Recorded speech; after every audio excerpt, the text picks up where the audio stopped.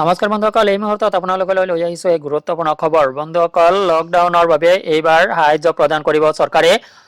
হয় বন্ধুসকল, অঘোষিত লকডাউনৰ বাবে এই সাহায্য প্ৰদান কৰিব চৰকাৰে আৰু এই সাহায্যৰ ভিতৰত পাব চাউল, দাইল, মিঠাতেল ইত্যাদি 14 দিনৰ বাবে 2000 টকা। লগতে আৰু কি সামগ্ৰী পাব এই সবিশেষ আপোনালোকক এই ভিডিঅ'টো জনাম বন্ধুসকল।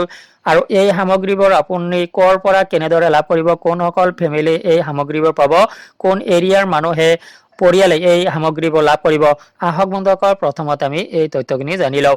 কোভিডৰ বাবে কণ্টেইনমেণ্ট জোন ঘোষণা কৰিলে সেই অঞ্চলত থকা দৰিদ্ৰ লোকসকলক চৰকাৰে বিশেষ সাহায্য প্ৰদানৰ কথা ঘোষণা কৰিছে। 17 মে'ত এই সন্দৰ্ভত চৰকাৰী জাননী প্ৰকাশ কৰিছে। হয় বন্ধুসকল, যদি কোভিডৰ বাবে কণ্টেইনমেণ্ট জোন ঘোষণা কৰা হয় সেই অঞ্চলত থকা দৰিদ্ৰ লোকসকলকহে চৰকাৰে এই সাহায্য প্ৰদান কৰিব। এই জাননীত উল্লেখ কৰা মতে দৰিদ্ৰ লোকসকলক এই সময়ছোৱাৰ বাবে 15 কেজি চাউল, 2 কেজি দাইল, 2 লিটাৰ মিঠাতেল, 1 কেজি নিমখ, 5 কেজি আলু, 2 কেজি পিঁয়াজ প্ৰদান কৰিব। ইয়াতে চাওক, চাউলৰ মূল্য 500 টকা ধাৰ্য কৰা হৈছে, দাইলৰ মূল্য 300 টকা, লগতে মিঠাতেলৰ মূল্য 300 টকা, 1 কেজি নিমখৰ বাবদ 30 টকা, 5 কেজি আলুৰ বাবদ 150 টকা আৰু 2 কেজি পিঁয়াজৰ বাবদ 120 টকা চৰকাৰী মূল্য ধাৰ্য কৰা হৈছে। ইয়াৰ উপৰিও শাক পাচলি, কণী, গাখীৰ আদিৰ গাখীৰৰ বাবদ 300 টকা, অন্য অত্যাৱশ্যকীয় সামগ্ৰীৰ বাবদ 300 টকা প্ৰদান কৰিব।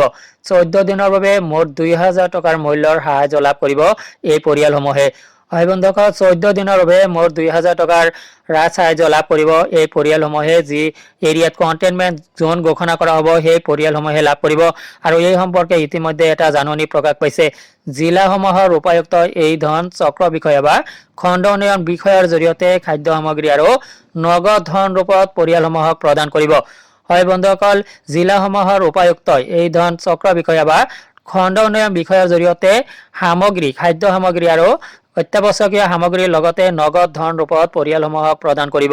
বন্ধুসকল, য'ত কেৱল কণ্টেইনমেণ্ট জোনৰ ভিতৰতে নহয়, পাৰিলে সকলো লোককেই, দুখীয়া সকলো লোককেই সাহায্য প্ৰদান কৰিব লাগে। আৰু এই সংক্ৰান্তত আপোনাৰ কি মতামত অৱশ্যেই কমেণ্ট কৰি জনাব। আজিলৈ এৰিছোঁ, ধন্যবাদ।